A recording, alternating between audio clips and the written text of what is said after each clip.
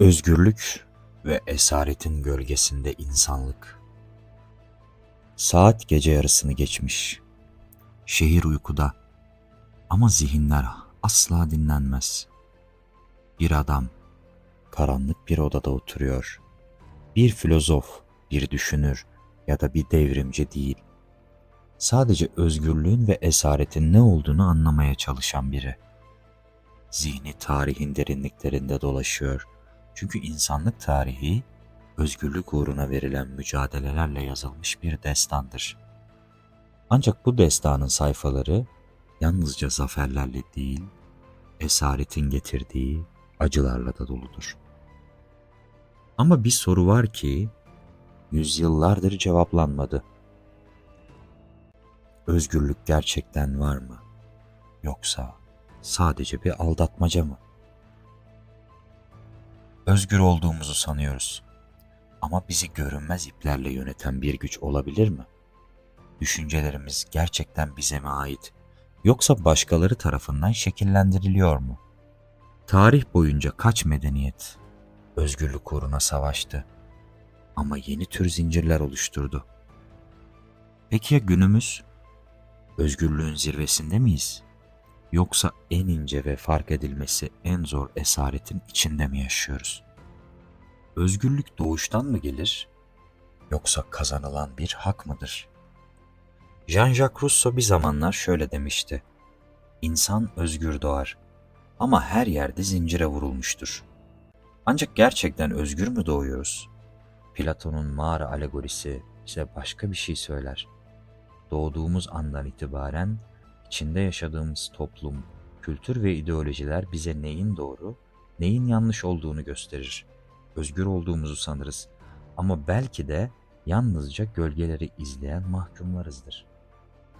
Aristoteles, insanın doğası gereği toplumsal bir varlık olduğunu savunur. Ona göre bireyin özgürlüğü ancak toplum içinde anlam kazanır. Ancak burada paradoks başlar.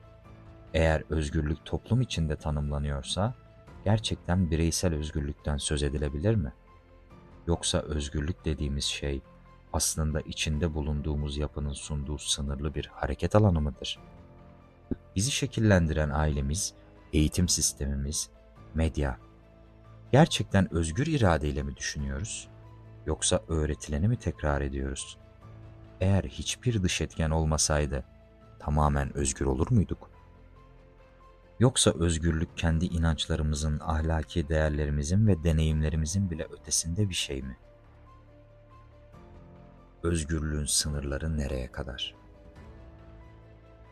John Stuart Mill, özgürlüğün ancak başkalarının özgürlüğüne zarar vermediği sürece var olabileceğini söyler.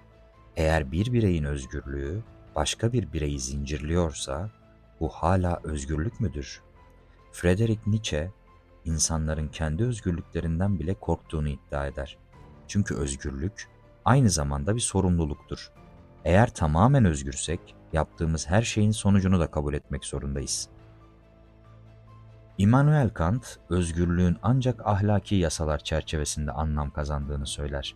Ona göre özgürlük, bir insanın kendi aklıyla hareket etmesi ve kendini ahlaki prensiplere göre yönlendirmesiyle mümkündür. Ancak Kant'ın bu görüşü, özgürlüğün bireysel tatminden çok, sorumlulukla bağlantılı olduğu fikrini ortaya koyar. Eğer ahlaki yasalar çerçevesinde hareket etmemiz gerekiyorsa, özgürlüğümüz aslında ne kadar sınırsızdır? Ama burada asıl soru şu, özgürlüğün bir sınırı var mı? Yoksa özgürlük sınırsız olduğunda kaosa mı dönüşür? Toplumlar özgürlüğü sağlamak adına yeni kurallar koyduklarında gerçekten özgürlüğü artmış mı oluyorlar? Yoksa yeni türde kısıtlamalar mı yaratıyorlar? Esaretin kilidi, zihinsel kontrolün gücü. Özgürlük yalnızca fiziksel zincirlerden ibaret değildir. Zihnimiz de tutsak olabilir. Michel Foucault'un Panoptikon kavramını ele alalım. Eğer her an izlendiğimizi düşünüyorsak, bu gözetim gerçek olmasa bile kendi kendimizi sansürlemeye başlarız. İşte bu en güçlü esaret biçimidir. Yani görünmez zincirler. Bugün sosyal medya, hükümetler, büyük şirketler ne düşündüğümüzü şekillendiriyor mu? Eğer bir insan dış dünyanın ona sunduğu bilgilerle kendi gerçekliğini oluşturuyorsa, onun düşünceleri gerçekten özgür müdür? Algoritmalar neyi görmemiz gerektiğini belirliyorsa, gerçekten bağımsız kararlar alabiliyor muyuz? Tarihin en büyük özgürlük mücadeleleri. Tarih, özgürlüğünü kazanmak için savaşanlarla doludur. Spartaküs'ün köle ayaklanması, Amerikan İç Savaşı'nda köleliğin kaldırılması, Fransız devriminde halkın tiranlığa başkaldırışı. Tüm bu mücadeleler insanın özgürlük arayışının en büyük kanıtlarıdır. Ama bir soru hep akıllardadır. Bu mücadeleler gerçekten özgürlüğü getirdi mi? Yoksa yeni tür zincirler mi yarattı?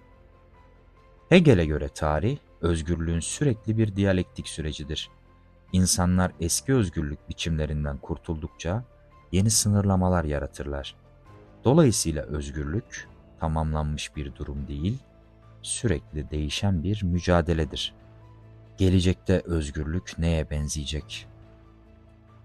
Bugün geçmişte olduğundan daha mı özgürüz? Yoksa yeni türde esaret biçimleri mi geliştirdik? Aldous Huxley, Cesur Yeni Dünya romanında gelecekte insanların köleliklerini sever hale geleceğini söyler. Bu bir distopyadır. Çünkü özgürlüğü almak için baskı şart değildir. İnsan kendi iradesiyle bir sistemin içine hapsolursa bunun adı hala özgürlük olabilir mi?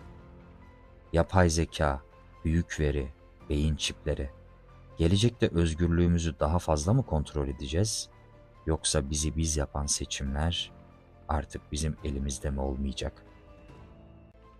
Son söz. Özgürlük bir hayal mi? İnsanlık tarih boyunca özgürlüğün peşinden koştu. Ama belki de asıl soru şudur. Gerçekten özgür olmayı istiyor muyuz?